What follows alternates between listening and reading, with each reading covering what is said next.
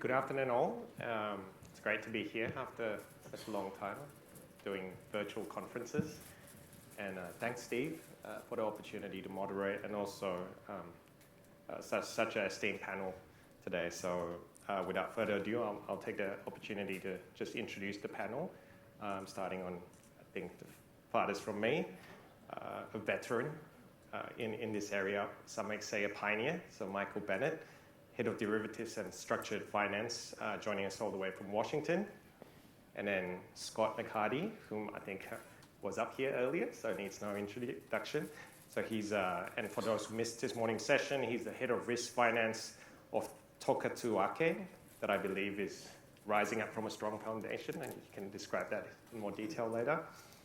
And then next to me, Esther, who's joining us from Swiss Re with a special focus as Senior Product Manager on all things sovereign risk transfer related in the region. So let's just get straight into it. I think a lot has been said about public sector solutions today, from CDRIF to PACRIF, lots of acronyms thrown around. And also, that Totara cat bond has received a lot of attention. So hopefully, not too much of our talk has been usurped by the others, and we can get into a more high-level, broader discussion around policy, sovereign risk sort of attitudes, and take a slightly different take in this panel. All right. So starting with you, Michael, since you've been at the sort of infancy of this sort of growth of this sector, can you provide a bit of an overview of growth and trends in the public sector risk transfer over the past few decades, please?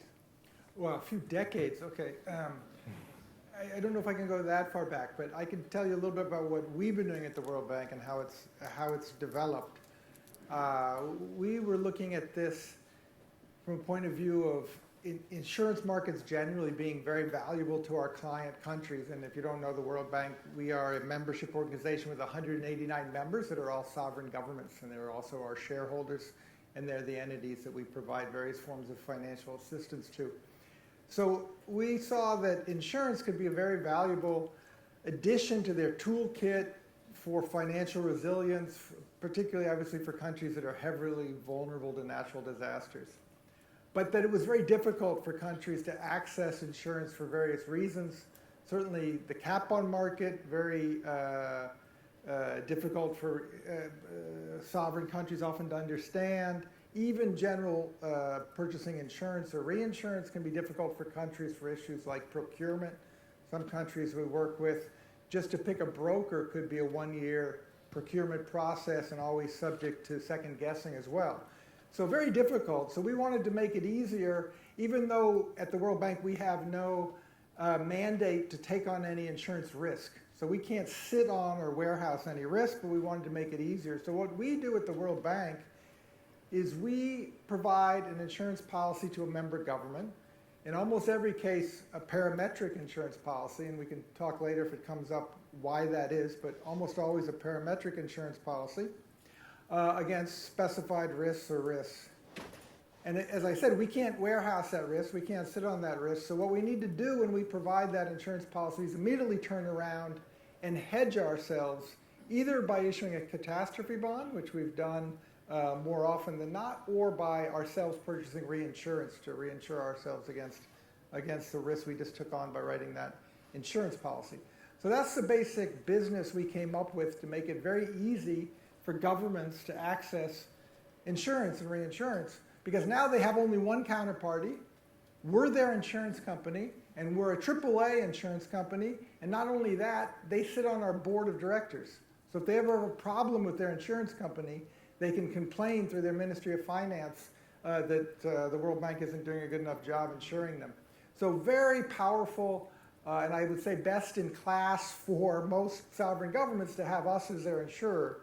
And facing the market on their behalf or in partnership with them. So we started to do that as a transaction level in 2009. We used to have something we called the multi-cat program that Mexico used a couple of times. Multi-cat program still involved us setting up an SPV, which created its own issues for some governments. They don't like necessarily to work through Cayman Islands or other tax, I don't know what the nice word for those are, tax neutral, tax efficient, other tax efficient jurisdictions, so it still was a problem. So in 2014, we decided let's get rid of the SPV and let's issue these things in our own name. That took some changes of our bond program. We had to create a supplement to our bond program that allowed us to issue things that may not be rated AAA because these cat bonds are not, wouldn't be entitled to a AAA rating. But once we did that, that really set off again, that was 2014, set off a big course of new cat bond issuance for us. So the first deal we did on our own name was for the Caribbean Catastrophe Risk Insurance Facility, CRIF, which I think was mentioned this morning. We then did some deals for Mexico. We did a famous pandemic transaction that covered 6 viruses. One was a little-known virus called coronavirus, which ended up meaning the transaction triggered in early 2019 for our biggest payout on any of these transactions we've done. It was about a $200 million payout from the pandemic transaction. We did a very interesting transaction, first of its kind, where 4 countries came together at one time. They were not literally in the same bond. It was actually multiple tranches of bonds, but we packaged them together, called the Pacific Alliance cat bond transaction. That covered earthquakes in Chile, Colombia, Mexico, and Peru, all done at the same time for a total of about $1.3 billion, which shows how strong the market was at that time. I believe that was a 2018 transaction. Very, very, very liquid market at that time, and we were able to do a $1.3 billion transaction all in the same day. And we have continued to do more transactions. We brought Jamaica, our first Caribbean country, by itself to the market. We brought the Philippines to the market. I'm not sure it was on the APAC list, but we brought the Philippines to the market. And that was also the first cat bond ever listed in Singapore. More recently, we did the first cat bond ever listed in Hong Kong, which was for Chile. So we see a lot more activity. In terms of trends for the future, I would say for us, it's very much more of the same. We have a lot of countries that are vulnerable, and so we will continue to see us doing earthquake, doing hurricane, possibly looking at new risk for pandemic, but that's our history. Thanks, Michael. You were mentioning there's 189 member states. That's right. If I recall correctly. That's really impressive and really good runs on the board there. Moving to you, Scott. Much has been said and lauded about the Toka Re transaction, so we'll maybe go before that. You mentioned that the first reinsurance contract, in fact, for the EQC, then named the EQC, actually started in 1988. Can you maybe take us through a little bit of the journey to the past, and then how you've come to arrive at today? Yeah, I think actually understanding your kind of history is actually quite important for thinking about your kind of options for the future, and particularly as we think about protection gaps, because where we've ended up today is a product of nearly 80 years of history. So, we came into existence on the 1st of January 1944, following a series of really significant earthquakes in New Zealand over a period of about 13 or 14 years before that.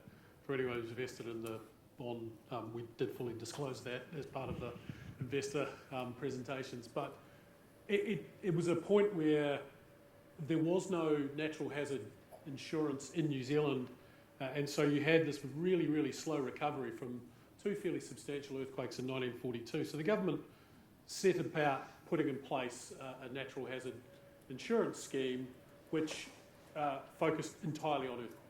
It was just earthquake, but they did some kind of interesting things which, from a kind of a behavioural economics perspective, seem incredibly kind of far-sighted, in the sense that they said, right, well, we're just going to attach the earthquake policy to a fire policy. It was the most common residential and commercial policy going around. So if you had a fire policy for a commercial building or a residential building, you got natural hazard insurance as well. And at the time it was war damages as well, so Earthquake and War Damages Committee. Fast forward, better part of 40 years, had very few earthquakes over that period of time. All of a sudden we went very quiet from a geological sense, which I'm certainly very hopeful that we'll get back to at some point soon in New Zealand. It would be handy.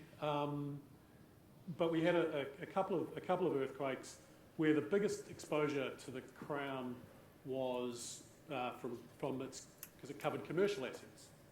So it made a decision in 1993 to get out of commercial. So those were ceded completely back to the private. And so from 1993, we've focused purely on residential, and other perils have been added in response to different claims. So we cover landslip in New Zealand because in 1979, an entire hillside in Dunedin that had 60 houses sitting perfectly atop it ended up in the Green Island Rugby Football Club rooms in Dunedin. So Abbotsford was the trigger for land cover to be added to our perils. So, you know, the kind of perils that you, from a policy perspective, you kind of end up as a product of a whole range of kind of historical decisions. And one of which was, as you mentioned, was in 1988, we placed our first reinsurance contract in the Lloyd's market, and that was really, again, reflecting the growing understanding of the liability that we faced and thinking about not just our ability as a single Crown entity to finance that, but actually the type of protection that we were actually providing for the Crown balance sheet. So that kind of growing realisation, and I guess the process that we undertake now, a very close consultation with our Ministry of Finance, thinking about the protection that we're providing, not just for claimants to our scheme. I mean, our core goal, our purpose for being is to reduce the impact of natural disasters on people and property.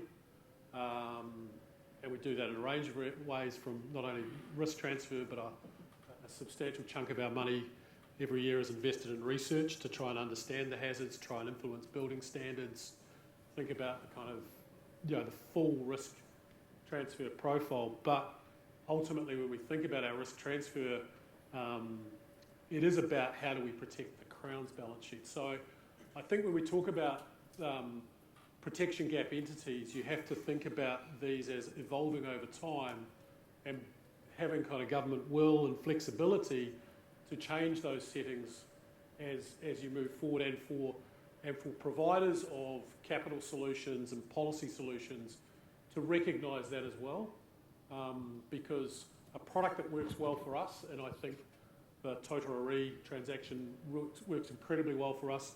Traditional reinsurance has worked incredibly well for us. It was tested strongly through the Canterbury earthquakes, has proved to be resilient, you know, from a claims perspective and from a relationship perspective, and we've been able to continue to participate in that market. But I think it is quite important to, when you're thinking about protection gap entities, to be really clear about the kind of specific political, cultural and societal kind of things about what is it you're actually trying to protect, and how do the solutions that you have as capital and other providers really fit into that, so that there is actually a really workable solution to that, or a good fit. Yeah, thanks, Scott. And I think there are many good learnings to be had there on that journey, also by other sort of market participants, potentially in the APAC region. And also very interesting that, you know, ultimately you're trying to protect the Crown's balance sheet. So, you know, you're going sort of maybe a little bit of a different route to risk-based pricing, where you're charging, you know, a standard sort of rate for every single fire policy. So that's quite interesting. So onto the protection gap, you know, it is a huge issue, particularly in the developing world, particularly with the advent of climate change and, you know, more recently social inflation concerns as well, and not forgetting, you know, the geophysical stuff like earthquakes. Just to quote some numbers that I got from Artemis actually on the Turkey earthquake, the tragic Turkey earthquakes earlier this year. So out of potentially over 100 billion of economic loss, only 4 to 5 billion was insured. And out of that 4 to 5 billion, only 300 million actually came from, you know, sort of sovereign risk transfer type mechanisms. So there's a huge gap. That's all the point I wanted to make. So over to you now, Esther. In your line of work, what do you think are the key challenges preventing a greater take-up of public sector solutions? Yes, I would say that the key challenges we see is kind of education side from the public sector, because lack of risk awareness and also lack of value of transfer, risk transfer itself. And especially for the public sector clients, the value of the insurance is not well understood by themselves. Because as you said, the EQ, the Turkey is also the good value because we try too many times to educate risk transfer and risk, but actually the take-up is another issue.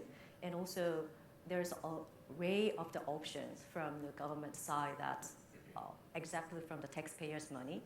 Maybe they think that insurance spent today, but it's kind of a promise and the value only see when event happens.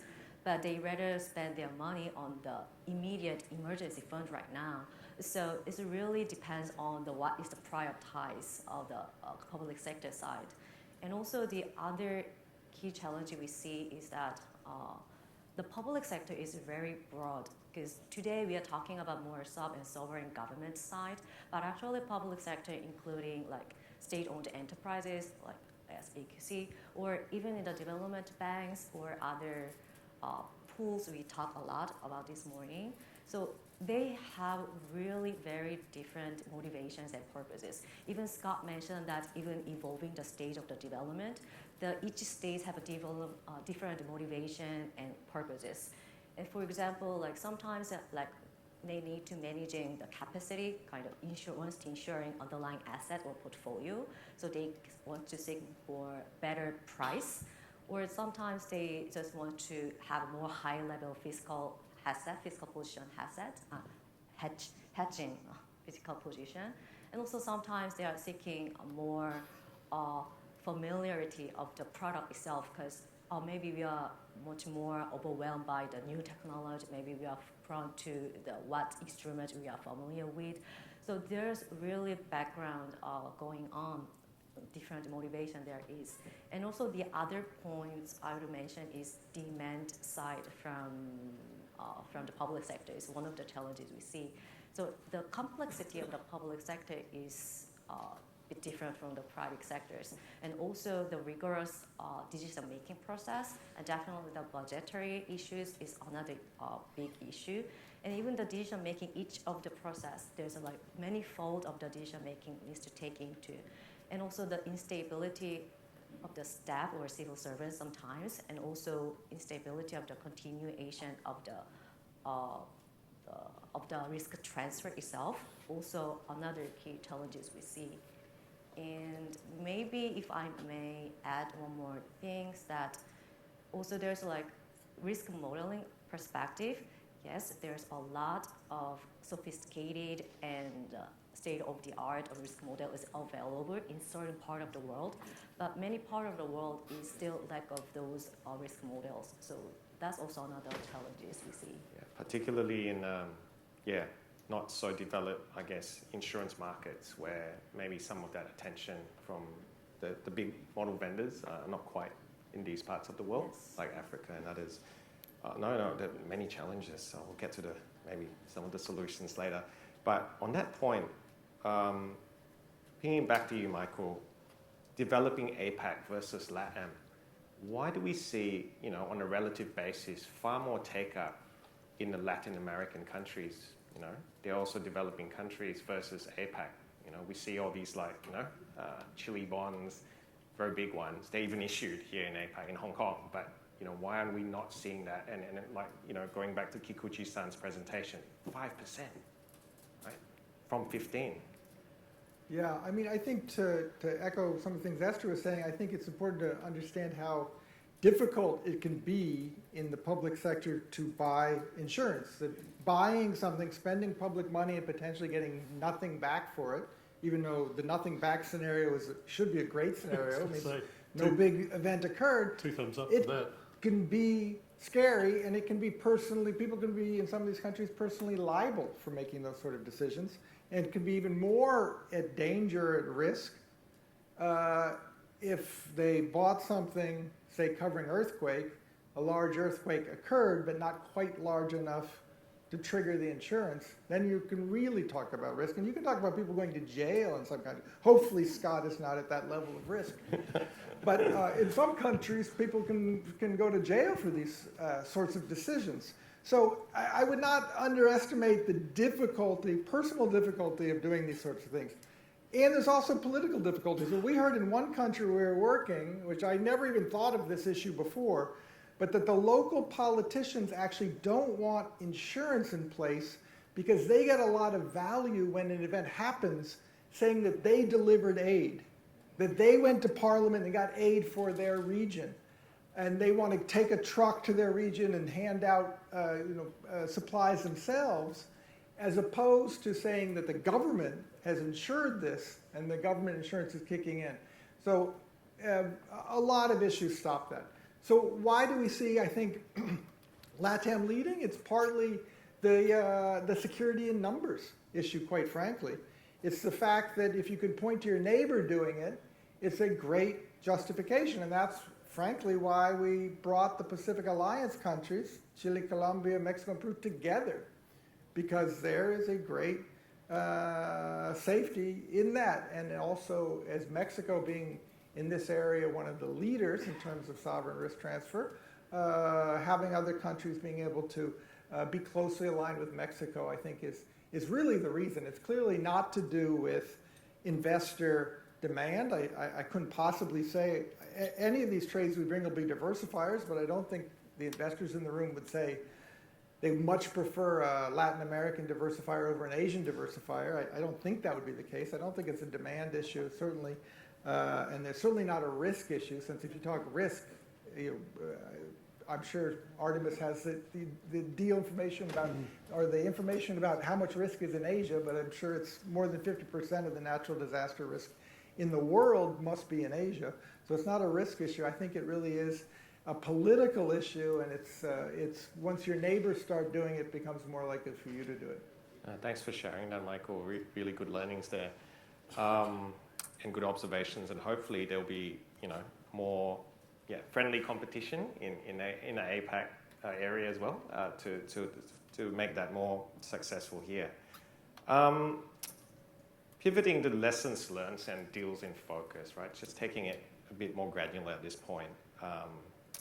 Do we have any examples of lessons learned, both successes and failures, so to speak, or learnings from previous risk transfer schemes?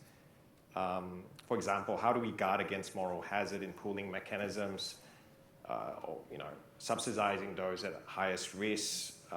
Do we have any specific examples? Do you have any specific examples that you could share? Maybe I'll point this at Esther first.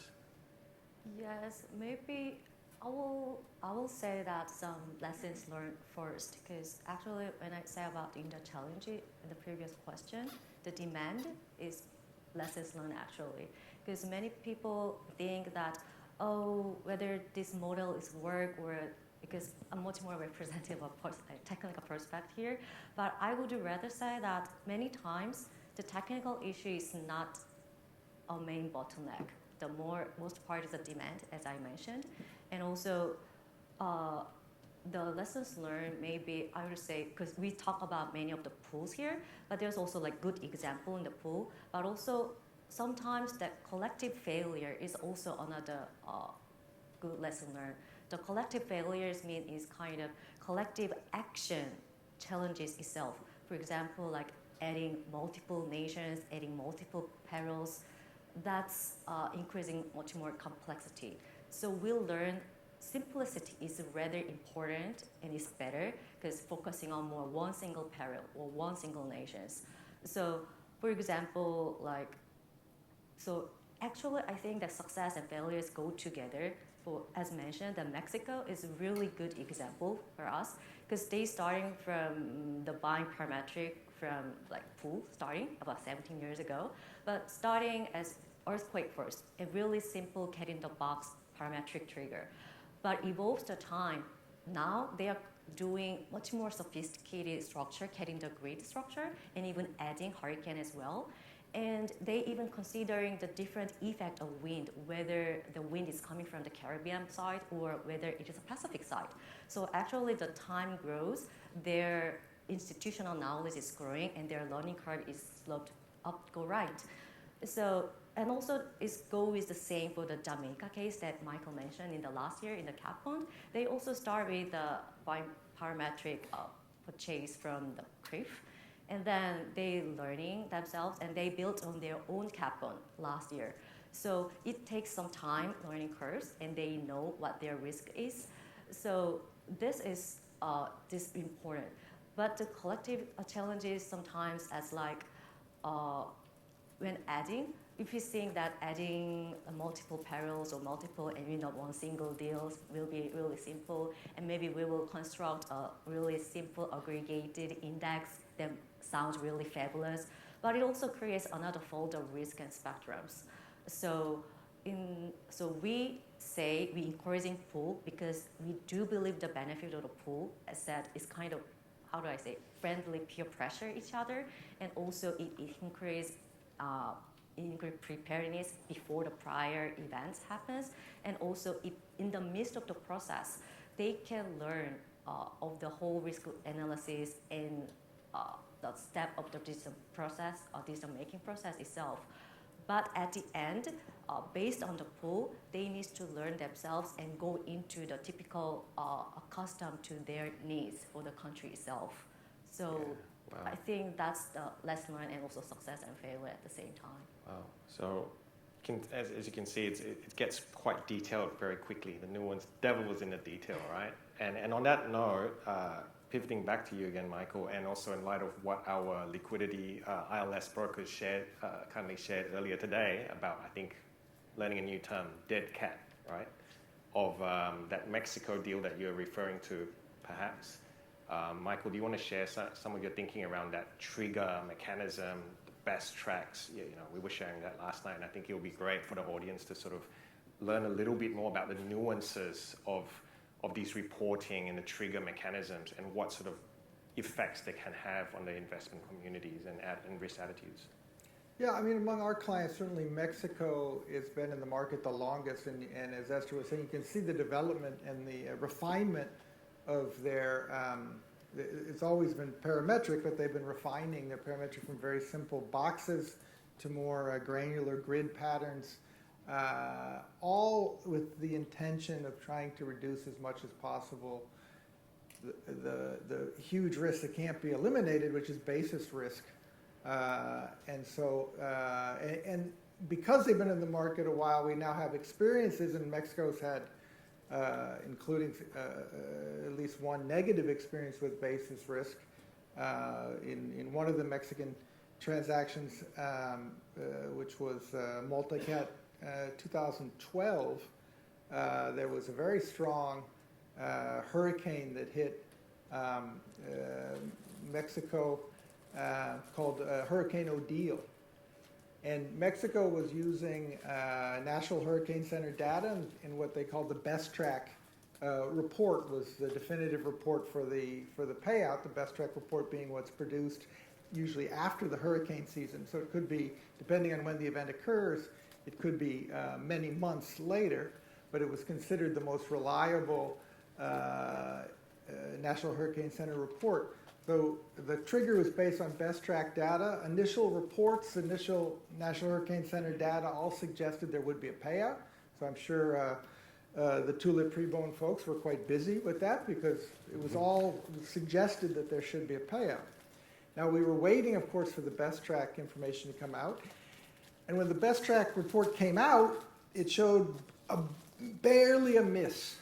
And one of the main factors, or let's say the factor for why it was a miss, was because the National Hurricane Center used data provided by a storm chaser, a guy named Josh Morganman, who, I don't know if he's here. If Josh is here, it'd be great if he would come up.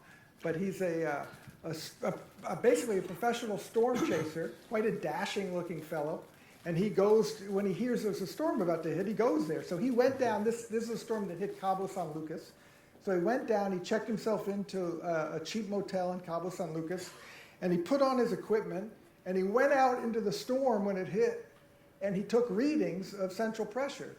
And God knows how well calibrated his equipment was, but he put on his website what these readings were, and the National Hurricane Center referenced those readings by Josh Morganman, storm chaser, as a reason why they reduced or increased the central pressure, making the near miss. So that obviously, you can imagine the Mexican government reading that, and they had no idea, and we had no idea that the National Hurricane Center in the United States would be using storm chaser data. But the National Hurricane Center, of course, are not beholden to the ILS market. They're much more like a scientific body, and they say, we're going to use any data we see. So that also made the Mexican government very sensitive to the issue of basis risk, and even more focused on refining and trying to reduce that basis risk as much as possible. And we have not, fortunately, had another miss like that, and we have not had another run-in with Josh Morgan. I mean, I can tell you at the World Bank, there were people speculating to me that Josh Morgan had been hired by ILS firms to go to Mexico and give false readings. And although I'm sure that's absurd, I had no proof that wasn't the case, even though I know that's a crazy theory. Yeah. But that's the kind of thing that a government faces in this market, and why they're although they still haven't eliminated that risk, we've tried with the Mexican government, and I think all the modeling has been done by AAR for the Mexican case, with AAR to try to reduce the basis risk down as much as possible by being much more granular. Thanks for sharing that, Michael. That's fascinating. And just for the record, we're not, anti-parametric. We don't have an anti-parametric agenda, but just to put it out there. Or anti-storm chaser. or against storm chasers. Okay, moving on. Time's passing very quickly. The EQC, finally we get again to Totara Re, seeking 225 million, which still pales in comparison to the 7.2 billion or traditional reinsurance tower that you purchase, right? Wanted to cover something that was already covered earlier today, so we'll just skip that and go to the reception of the ILS community to the bond. And also, were there any challenges in extending it from maybe, say, a pure earthquake to a multi-peril, or at least it was communicated as a multi-peril transaction, particularly after the recent Auckland floods and Cyclone Gabrielle? Scott, do you have any comments about that? Yeah, I mean, obviously, from our perspective, we got a great hearing from the ILS market, and some great engagements. We undertook a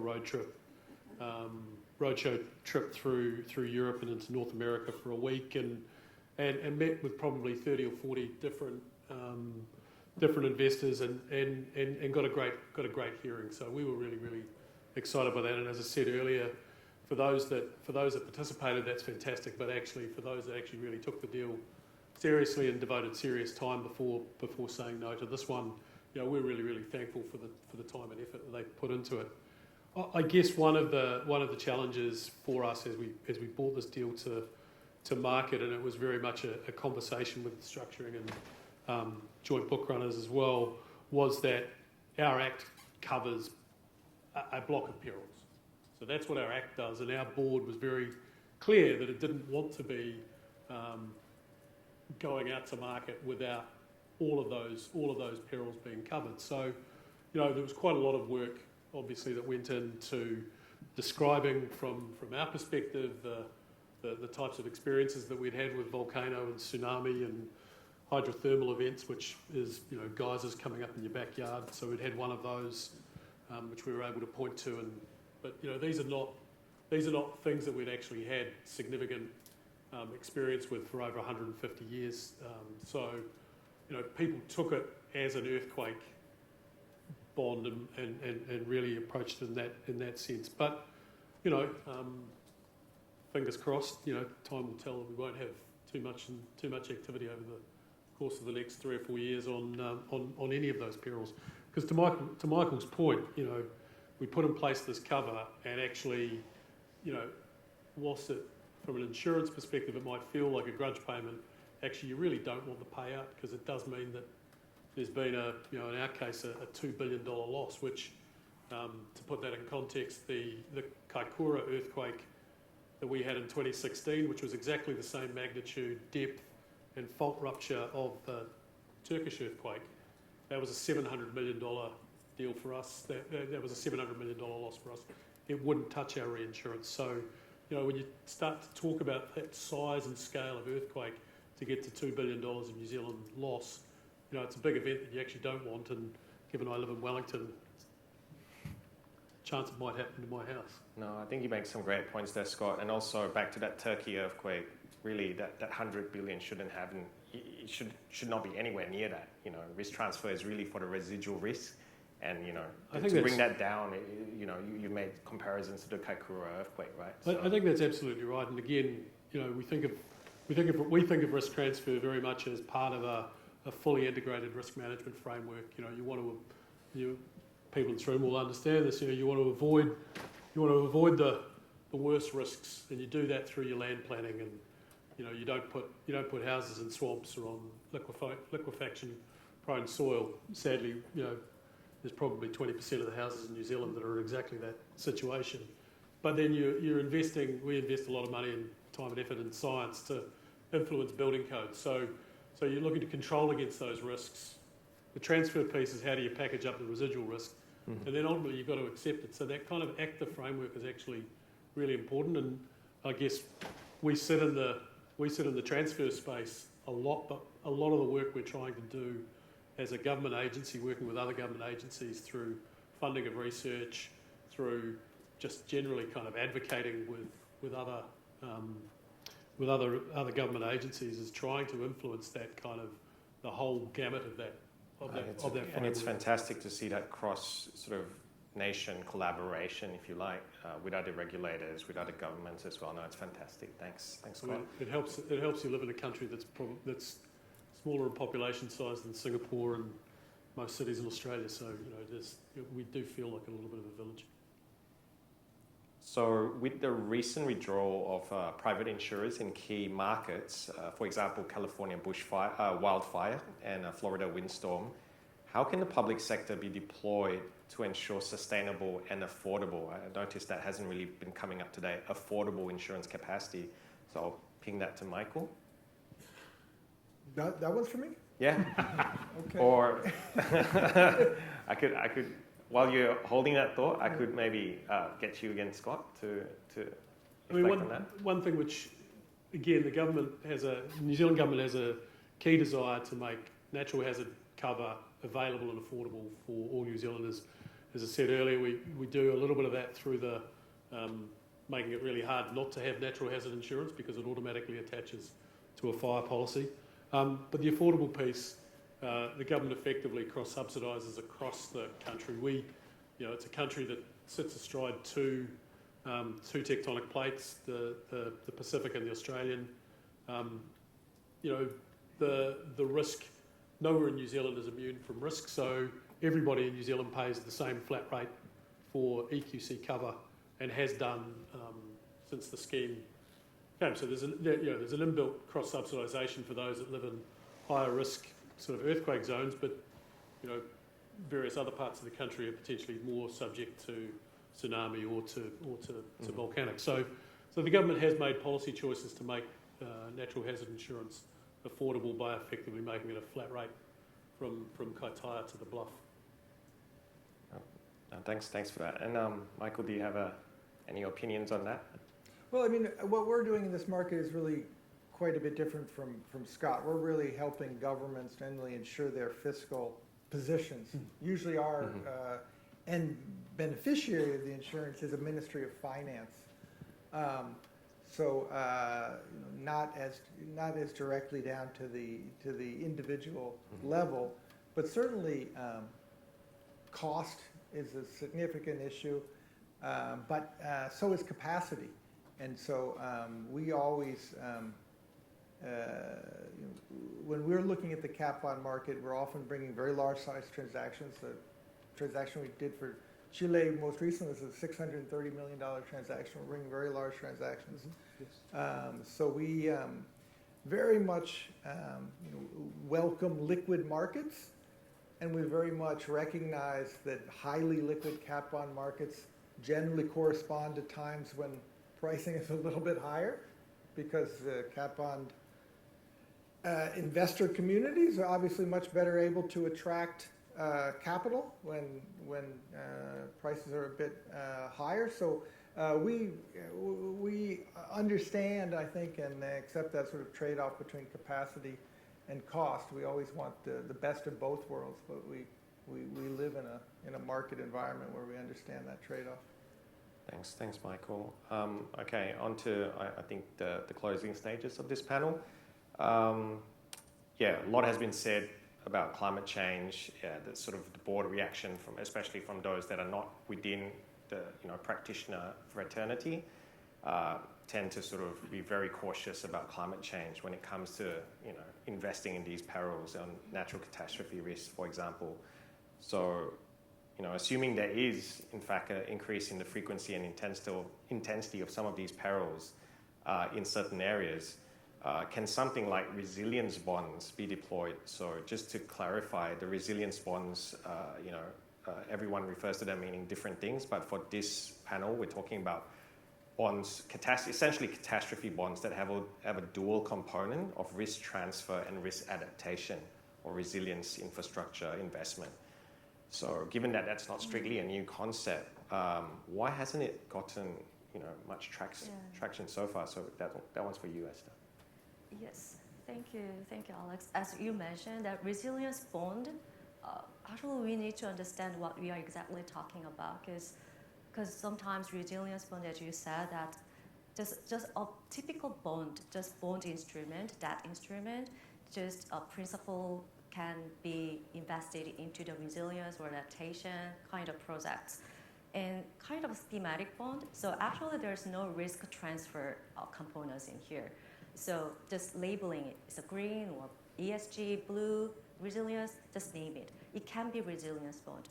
Or in other type, as you said about the rebate component, is that there is also a performance-linked bond, which is once a activity or a project is performed or completed, then pre-agreed discount of coupon is activated. So actually this is also one part of the bond, and there's no exact risk transfer components there is. So these two, the typical thematic bond and also this performance-linked bond, they are not cat bond. But when we're talking about like cat bond, or just not aside to that resilience, but cat bonds definitely the risk transfer component is the key, and also the principle itself, the usage of principle is almost impossible. So the principle actually invested by the investors, it should be locked in, collateralized in the account, which is also goes to money market funds, but they cannot be used in any other purpose. They are locked in for the future events, for the future triggering events, for the prompt liquidity. But when we're talking about, is there anything kind of the mixture of performance-linked bond and also the cat bond, then we can just simply thinking about it's just a 1 + 1 is 2, which means as a sponsor's point of view, they have to pay 2, which is they are buying 2 bonds. This 1 + 1 is not 1.5. So as a sponsor's point of view, I don't think it's also attractive in they have to cost it on that. So perhaps it's more effective in theory only, but when it actually comes to the practicalities of looking at how much resilience a project that maybe, infrastructure project like a flood levy or something takes about 10 years to build, but cat bond, typically 3 years. So how do you that this mismatch of timelines and everything else? But no, that was great. So I think we're at time, but maybe if we're running a bit ahead, Steve, could open for a couple of questions from the audience, if there's no objection from the panelists. No. Any questions? If not, I've got quite a few actually. Thank you so much. Can you hear me? Yep. Good. My name is Soren. I'm from JP Morgan. My question is predominantly to Mike. Mike, you've been at it for... I can hear you, sir. Yeah, exactly. Let's speak louder. So, Mike, you've been at it for better part of 2 decades, and you say 189 member countries, but of course you are will not be addressing all of them since many of them are, of course, high-income countries already. So you'll be focusing on the most vulnerable countries. So how big is the pie for you? I mean, if you could do them all, and if you could basically address as many perils as possible, how big could this potentially be for World Bank, you think? Thank you. Yeah, I mean, we have unfortunate position that we have a lot of very vulnerable countries that are part of our shareholders. So amount of risk we could be transferring is quite high. We have ultimately our value proposition in this market, however, tends to be that we're offering diversifying risk to the market. So and that provides a great pricing benefit, the fact that we're offering diversifiers that allows ILS investors to load up more on peak perils because they buy one of our deals and it diversifies. That pricing benefit comes from being a diversifier. So if we're issuing 20 billion of bonds into the market each year, suddenly World Bank trades become the peak peril. And I think there's some market limitations to how much the market could absorb. We always have looked at sort of a number of about 5 billion a year as would be a great number to reach if we could do 5 billion of transactions a year of different kinds for all of our members. We think in terms of the current market and our own internal capacity to do trades and our own funding volumes, that would probably be a really good number. But we're not there yet.